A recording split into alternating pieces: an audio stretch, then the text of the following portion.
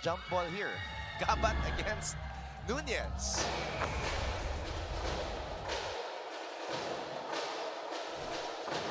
And of course, Perpetual will get the first possession.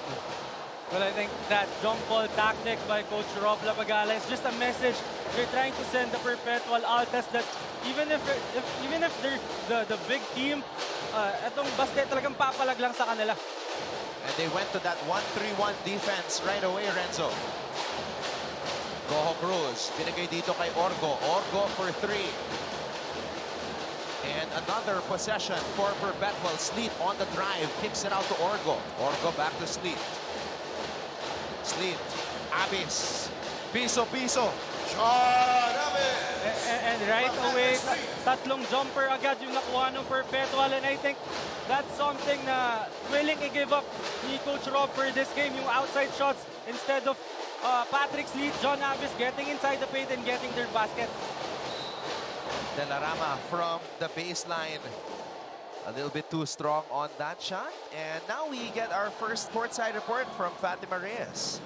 Anton, despite battling struggles both inside and outside the court, the San Sebastian Stacks proved that they're also capable. Kwento nga ni Coach Rob na binigyan niya ng 3 araw na pahinga ang Stacks. At after nun, ay tuloy na sila sa ensayo. At isa nga sa naging paghahanda nila ay pinanood ni Coach Rob ang galawan nila sa preseason at ngayon at doon niya nakita na finally they're playing with each other. Though they're playing without Leo Velasco due to a shoulder injury today, Coach Rob is hopeful that for this game, they will play for each other. Now let's see if the Stacks can sustain their winning momentum, Anton and Renzo.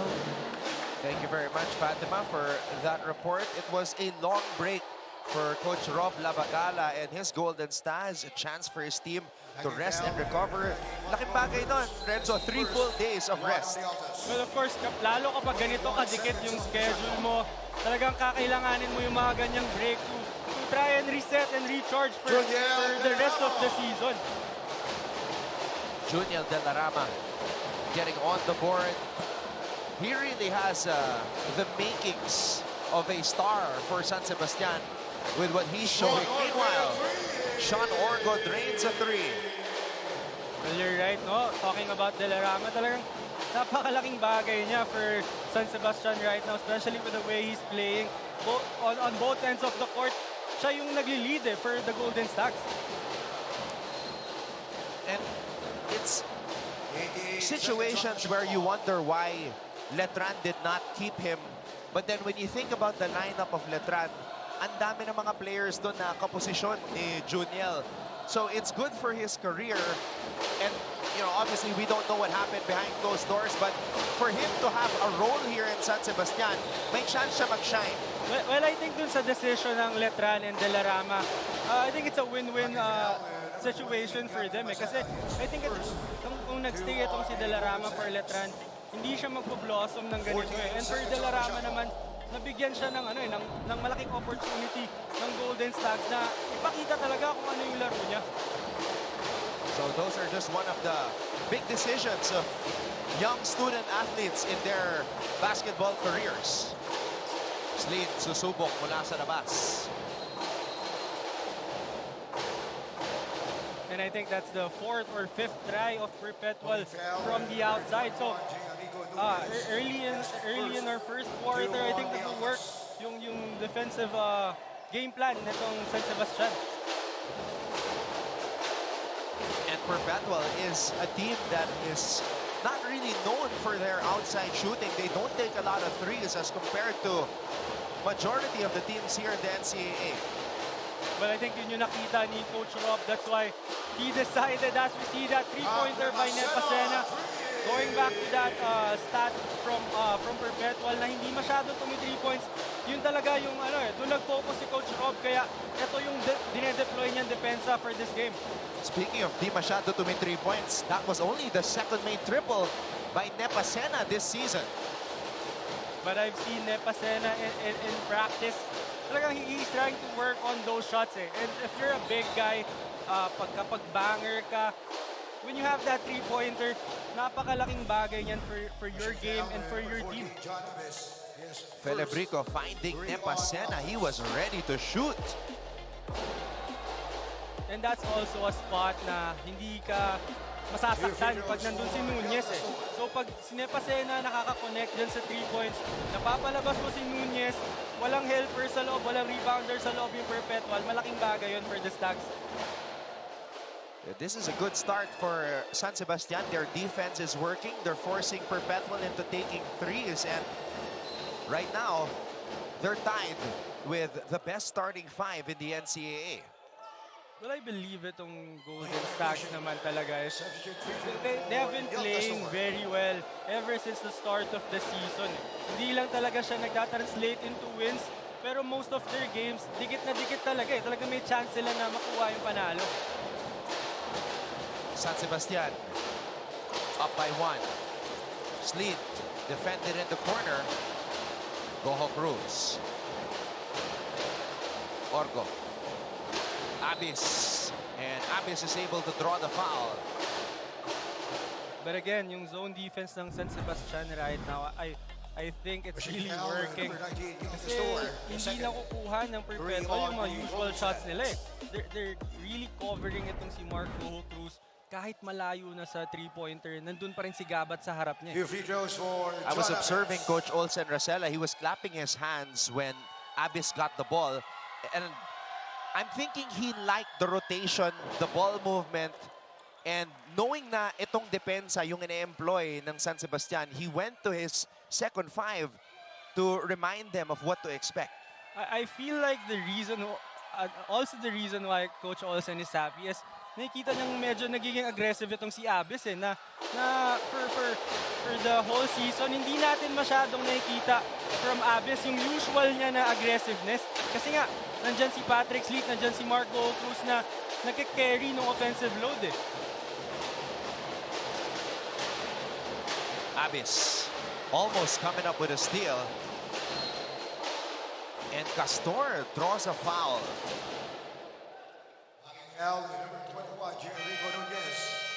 And I think on the offensive end naman, itong si Coach Rob, ang game plan is atakihin itong si Patrick Sleet and si Marco Cruz. I think that's the second or third time na they went to Filibrico on the post to try and attack Patrick Sleet. JP Boral checking into the game for Nunez. So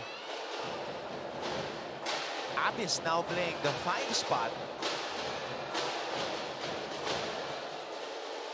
Coach Olsen trying to go small early in the first quarter. Yun yung tingin ko nakita niyang adjustment eh. Kailangan niya ng isa pang attacker para mabasag yung zone. And also, Boral is a capable 3-point shooter. So, we'll see kung ano yung kalalabasan nitong adjustment na to. Boral shooting 25% from beyond the arc, but hitting that big shot that ultimately won the game against San Beda. Well, sometimes yung percentage kasi medyo deceiving eh. Especially itong si Boral, marami kasi talaga siya tumira kaya medyo mababa yung percentage niya. Pero sumushoot din talaga yung mga 3-pointer niya. And how about that up and under move by JP Boral? And yun yung sinasabi ko kanina na nakikita ni Coach Olsen na kailangan niya pa ng isang attacker dun sa loob to break that zone defense of San Sebastian. Pero big post move. Etong si Gabat with that drop step. And he ties the game up, actually rather giving the lead back to San Sebastian 9-7.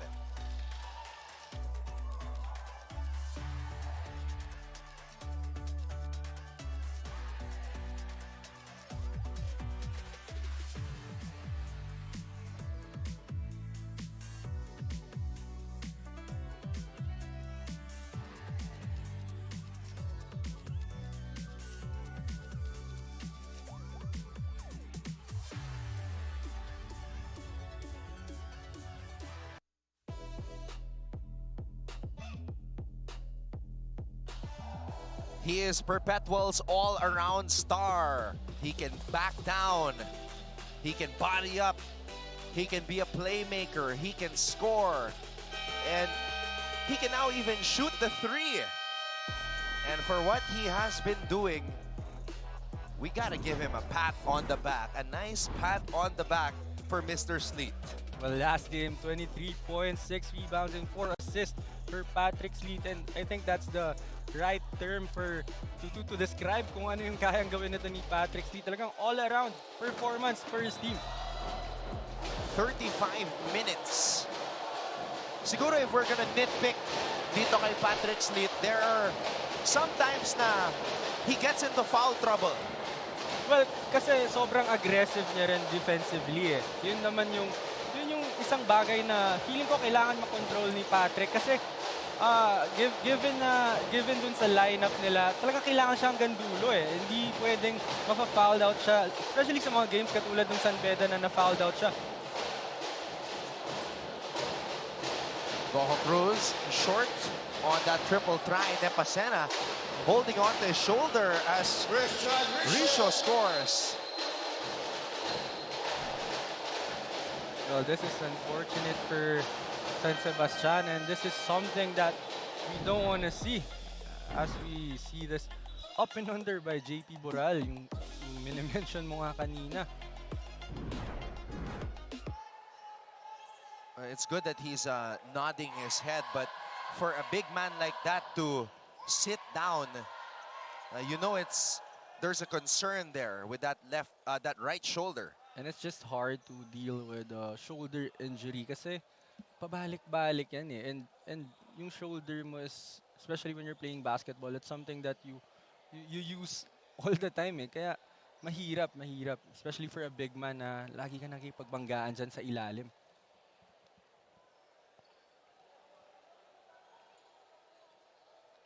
So Nepasena will head to the bench. We hope he's all right.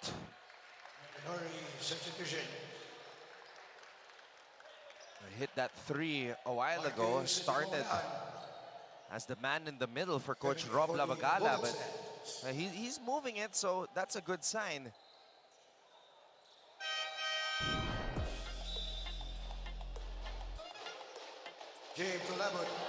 Perpetual Altas.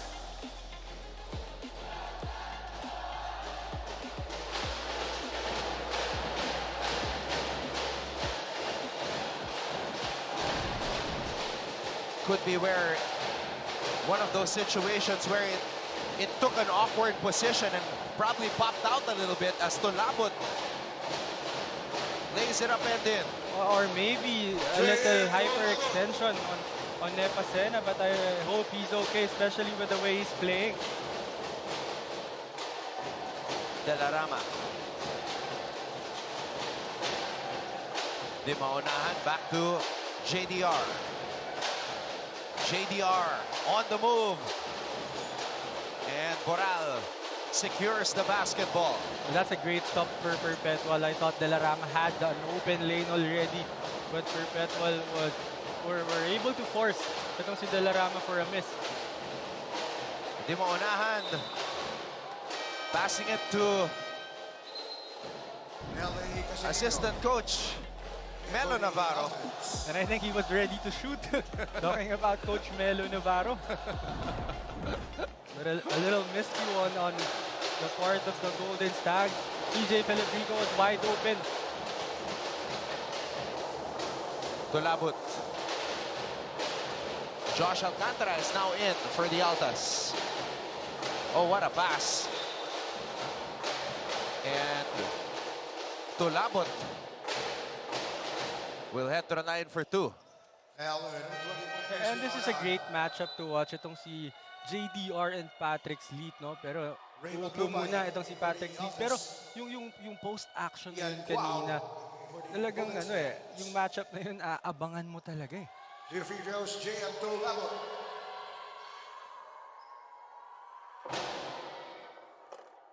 So Tolabot getting the early nod from Coach Olsen Racela to come into the game. Dahil pagkatapos ni Jericho, it's either Tolabot or Pizarro coming in to back him up. So this is, I think this is the perfect time for Coach Olsen to try and get the other guys involved. Para, kasi pagdating niya sa dulo, as you see that tough layup by JDR. Pagdating mo sa dulo, kailangan mo na yung mga pang 10, pang 11 na guy mo eh. So, this is Coach Olsen trying out all his guys. Maglupay. Tulabot. Casinillo. Alcantara for 3. Maglupay to Boral. Boral, baseline jumper. Rebound TJ. Felebrico, what a pass. Yun lang, tinawagan ng traveling. Yeah, that was a great pass by Felebrico. Timeout, San Sebastian, Golden State. Ito, mabibitawan na ni JDR to eh. Coming in for the Ay, Golden hindi. State. It was a legit shot. Because in real time, it looked like he let go of the ball. But no, on the replay and from the angle, that was a legit shot by JDR. San Sebastian is up 13-11.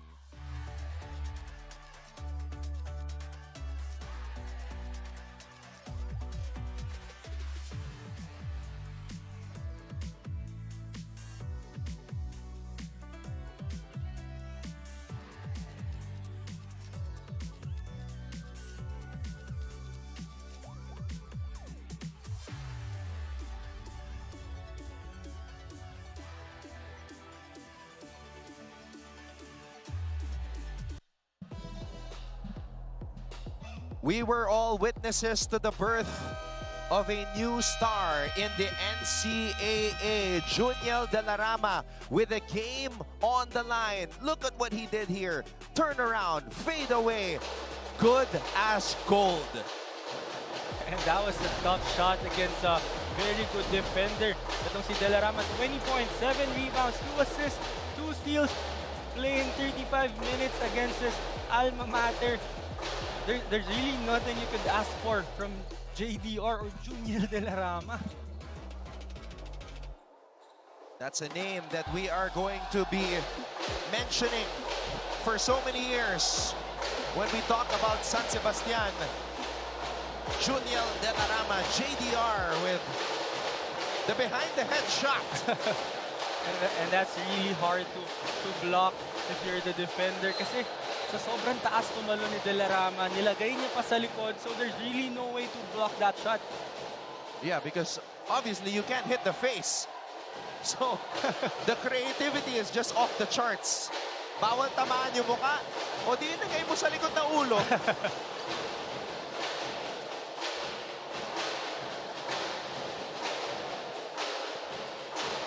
Wow.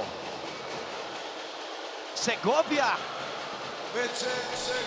Now here's a guy you can't miss with that afro. That's a great defensive rebound by Segovia following that shot of the miss of Quahao. And I think itong si Quahao is one of the players from San Sebastian who really has to be aggressive. Maglupay going backdoor against Segovia. That's great ball movement off the ball. And that's a great execution off of that pinch action from the triangle offense. Dimaunahan. Risho. Wow, Risho finding a way to get to the basket for the Dukes. And that's your big man right there. Itong si Risho attacking that paint area. Isang spin move niya lang. Nakuha niya na yung separation na kailangan niya for that layup. Oh, wow. Tulabot with a power move, but Risho able to draw the foul. And Risha doing it on both ends of the floor after that basket, getting that charge from the Perpetual Altas. And Junex Segovia, sayang, nakapuntos na siya pero na-backdooran siya ni Maglupay. Oh, yun yung magandang pinch action of that triangle offense from Perpetual. Great spin move there by the lefty, Risho. Wow. Extra pass, Risho for 3. Ganda sana nun. That's great ball movement by the Golden Stacks. You're right, that's a great execution for the Golden Stack. I know Risho missed that 3-pointer, pero okay yun for Coach Rob. I'm sure masaya siya dun sa execution na yun. Oh, JP Boral called for traveling there. Nakita natin yung Golden Stacks, nag-adjust na sila ng konti sa depensa nila. Naka-man-to-man na sila. So I think yung 1-3-1 zone defense nila is just for Patrick Sleet and Marco Cruz. Di maunahan. Segovia. Quahao for 3. Alcantara with the board. Well, that's a tough angle for Quahao, especially if you're right-handed and you're going to your right. Mahirap talaga mag-release eh. Casinilio. 10 on the shot clock. Alcantara to LA. LA Casinilio for 3. LA Casinilio, 3. And that's a great shot off of that Spain action from Perpetual. Yung ball screen and then yung back flick nito ni Alcantara for the big man. Tapos yung extra pass niya pag-atake niya. Making foul, number 3. LA Casinilio draining that triple. 2 free throws for Andre Lomanag. Andre Lumanag with an aggressive drive. Gets to the 9 and sinks the first free throw.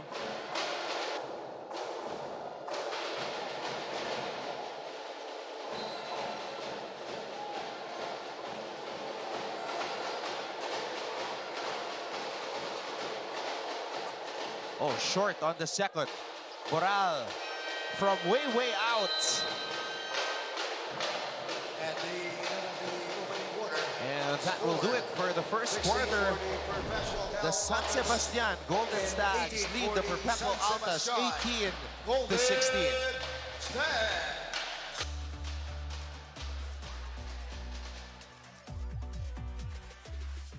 General Antonio Tamayo, the chairman of the board and CEO of the University of Perpetual Health System, DALTA. Thank you for joining us live on GTV, simulcast on Heart of Asia. Good start, Renzo, for San Sebastian, hanging with the starting unit of Perpetual and even taking the lead. Well, I think they started on defense. As we see that three-pointer by Ian Quahao, yung Golden Stags nagsimula sila sa depensa eh. Talagang kinontain nila kung ano ba yung magandang ginagawa ng Perpetual, which is attacking that shaded area. Kaya meron silang 1-3-1 zone nung umpisa. Maglupay. Boral looks up at the clock. Casinilio. Another one.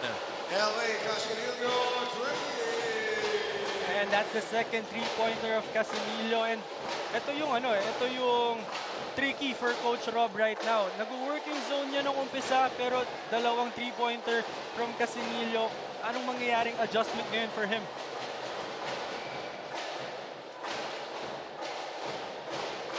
LA. Spin move. Alcantara. Boral against Risho. Boral. Casinilio. Tulabot. Tulabot grabs his own miss. Boral reverse. Maglupay.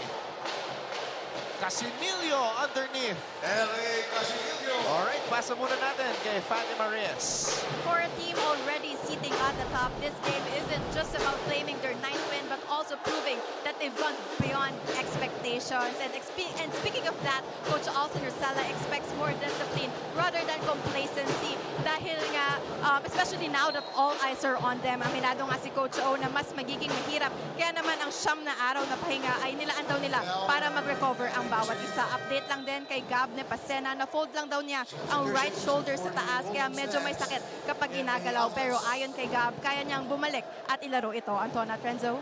14 seconds on the shot clock. So that's good news for San Sebastian kasi kailangan talaga nila si Nepasena for this game kasi wala na nga si Velasco who's nursing an injury. So they need another big guy para sa laro na to. Pelebrico has it in the corner. JDR gets it to Risho. Quahao. Short. Casinilio to MGC.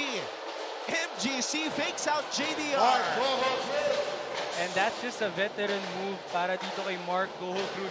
Recognizing how athletic itong si De La Rama is. Kaya nag-fake muna siya doon kasi alam niya nga abutin siya ni JDR. At lamang na ang Perpetual.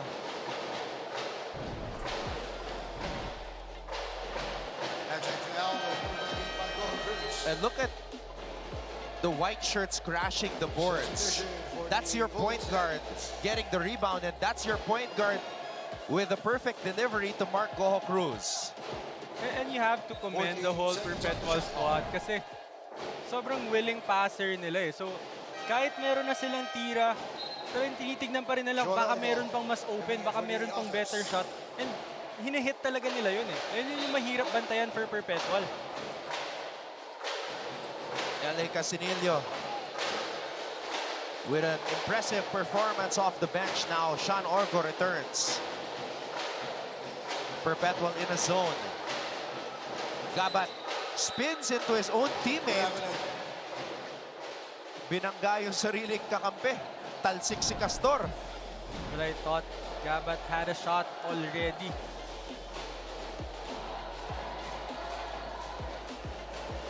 I think Castor was trying to set the screen for Gabat. Pero itong si Gabat kasi na-recognize na yung depensa niya going for that spin move. Goho Cruz against De La Rama. Goho Cruz. Just a smart player. And that's the second time that he got itong si JDR to jump on a fake. Kaya tama yung sabi mo, very smart player itong si Goho Cruz. For the Altas. The free throws for Mark Goho Cruz.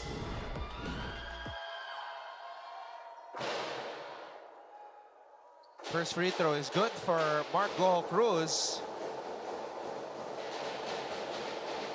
Tsaka yung ball fake ni Goho Cruz, it's very believable because he actually brings the ball up.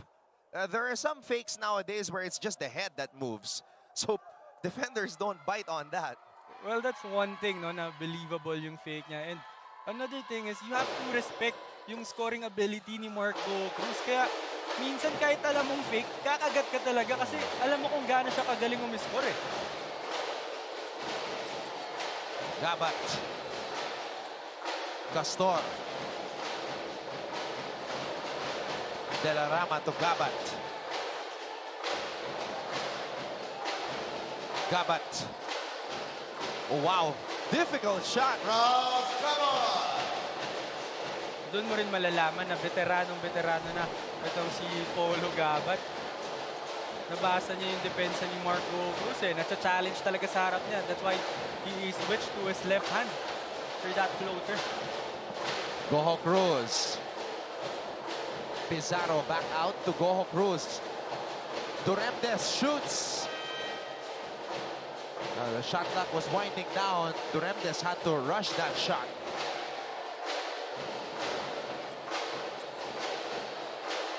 De La Rama spins. De La Rama! JDR with a highlight play. And we all have to be reminded that JDR is a rookie in the NCAA. So, lahat ng ginagawa niya, talagang ano lang yan, skill niya lang yan. Dahil first year pa lang niya to sa NCAA and ganyan nakaganda ang mga performance ni JDR. Pero si Kenji Duremdes meron din. Spin move and finish with the left hand. Another quality play off the bench for Kenji Duremdes, and he gives Perpetual back the lead.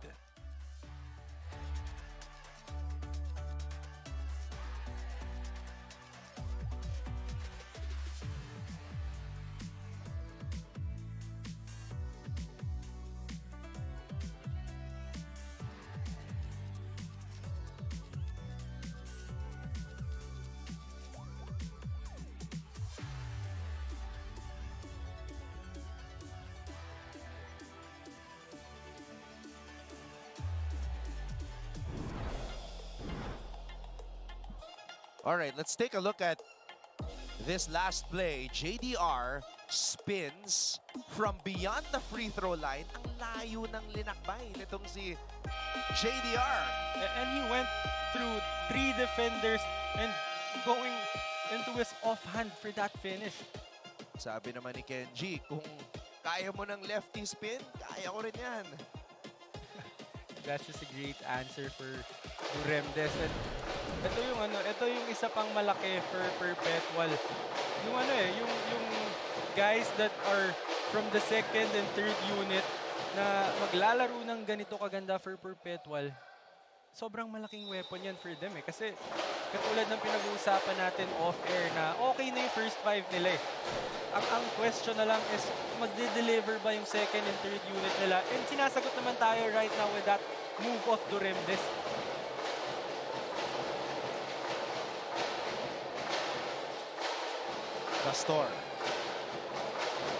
Castor to Felebrico.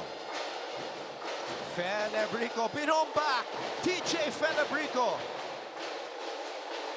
Oh, Pizarro. That's a mortal sin. That's a mortal sin for San Sebastian. You can't let your center outrun you. Well, that was a great move by Felebrico on the offensive side. Pero yun nga eh, yung safety mo, that's already that's the big man of Perpetual. Ibig sabihin, nanggaling na siya dun sa ilalim. Tapos naunahan ka pa on the other side. I'm sure hindi matutuwa si Coach Rob dyan. Yeah, Coach Rob immediately jumped out of his seat.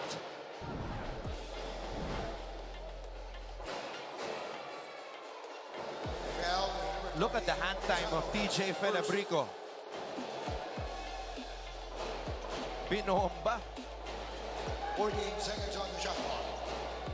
Well, I know TJ Felebrico, and I didn't know he had that in his bag kasi nakalaro ko na to eh. Talagang magaling na player to, pero nagulat ako dun sa hang time niya. TJ wants it. Oh! Nabitawan ni TJ. Patrick Sleet is running. Sleet to Duremdes. Sleet. Orgo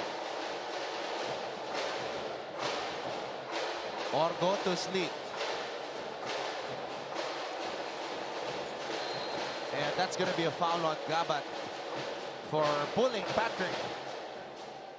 Well, they were just fighting for position. Medyo nasobrahan lang ng hatak itong si Polo Gabat. Well, ayaw niya kasi talagang mapunta sa likod ni Patrick Sleet because he knows how strong Patrick Sleet is. So, ayaw niyang ibigay yung posisyon na yun. Duremdes. Orgo. And that mid-range of Sean Orgo is deadly. And I really want to commend itong si Sean Orgo and his development. Ever since he started playing in the NCAA, sobrang impressive. Sobrang ganda ng season niya ngayon. Sobrang laki ng tinalon nung laro niya. Oh, De La Rama, that's two forwards of San Sebastian mishandling the ball. Kanina si Felebrico, ngayon naman si De La Rama. So those unforced turnovers really hurting the case of San Sebastian this afternoon. Ian Guao for the Golden Set. Yeah, you can see that's a no-no. The center of the opposing team just beating everybody down the floor. 2 free throws for Kenji Duremdes. Well, just like I said earlier, big man na ng Perpetual yun, nanggaling sa shaded area, tapos naunahan ka pa sa kabilang side. That's why Coach Rob was really mad at his players kasi hindi talaga pwedeng mangyari yun. Kenji Duremdes. Yeah, every time nabibigyan ng pagkakataon itong si Kenji Duremdes, he makes an impact for his team. It doesn't matter how long he stays on the court. And that's big for Coach Olsen. And I think yun din yung yun din yung pinipreach talaga ni Coach Olsen for his team na talagang dapat ready ka whenever your number gets called, talagang magpe-perform ka.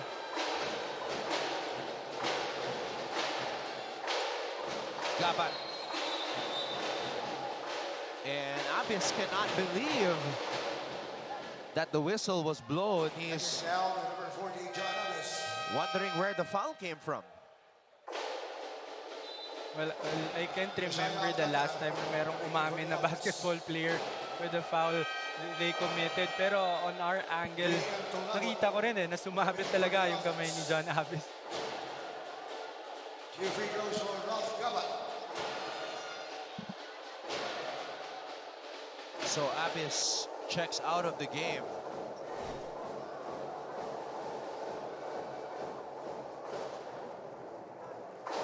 Lapis with 2 personal fouls.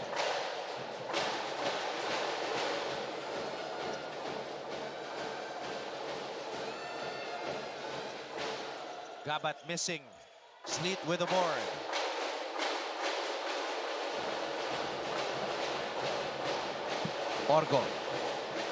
Orgo gets it back.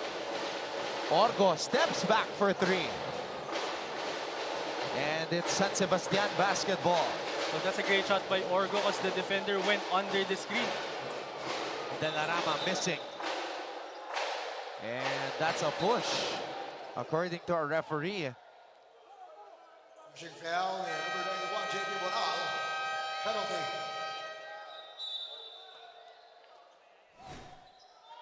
So we're going to have some free throws from the San Sebastian side. When we return, we've got 2 minutes and 38 seconds remaining in the second quarter.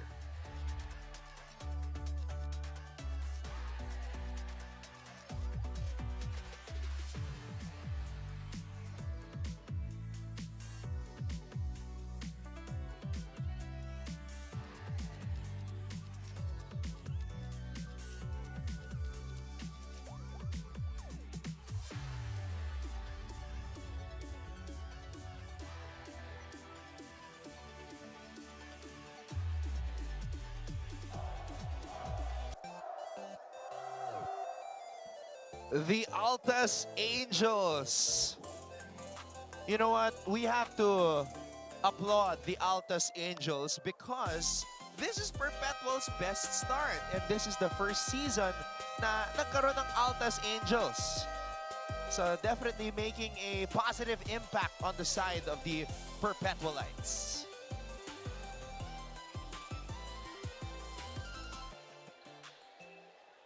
May mga times pa nga na pag late in the game, the Angels would position themselves at the back of the ring in the bleachers. Hindi naman right at the baseline, but in the bleachers. Para visible lang sila dun sa mga players. No? And it's hard. I mean, you know this, Renzo, na when you're shooting a free throw late in the game, there's so many distractions in the crowd. And the drums are banging, it's so loud, and you know you have to make a free throw. Well, there's already pressure and yung kalaban mo will really do everything para ma-distract ka pa. So, kasama lahat yan sa basketball. Late violation. It's a late violation there.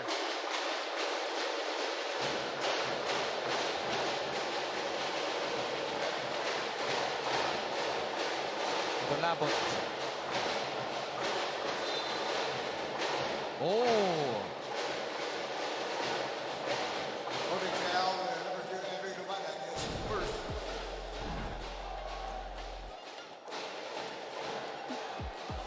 Seconds on the shot. I think Lumanag was trying to hold on to Labot to prevent him from diving kasi libreng-libre na yung lane. Patrick, wow. Just too strong.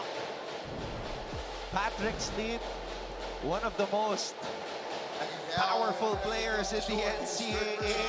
That's a much bigger defender. Patrick Sleet just maneuvering around him.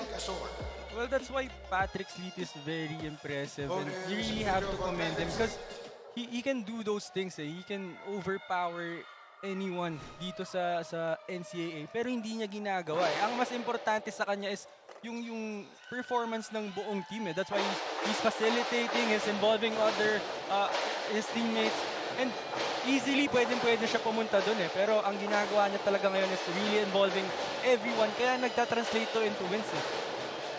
That's a great point, Renzo. In other words, he's surrendering to the system. Meanwhile, De La Rama left wide open. I don't think Coach Olsen is going to be happy because why would you leave JDR all alone on the three-point line? I think there was some confusion on the defensive schemes of Perpetual, kaya nalibre doon si De La Rama. ang naging confusion ulit that time is yung rotation eh. Kung sino ba yung ro-rotate sa bola, sino ro-rotate kay Ian Cuau, which is a shooter as well.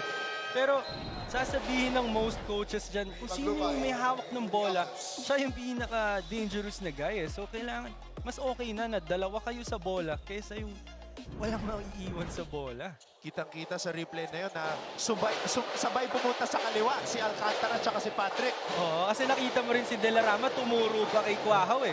And you also have to commend De La Rama for doing those things na hindi na siya skill eh. Talagang yung reads na lang niya sa laro. Casinillo with the rebound. Perpetual with a 3-point lead. LA to JP. Allen Maglupay.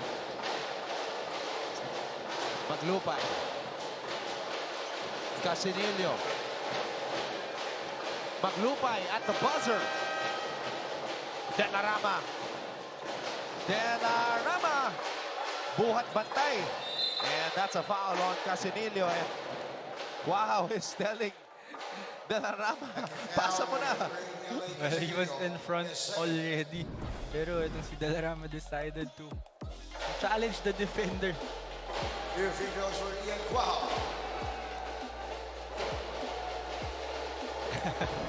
Well, I remember the first time that you described itong si Cuau, sabi mo, points guard. Oh. You know he has to get his points. And he really has to be aggressive. He really has to take a lot of shots para makuha mo talaga yung full potential niya eh. But then, you know, in defense to De La Rama, it was a difficult angle because there was a Perpetual player behind Ian Cuau.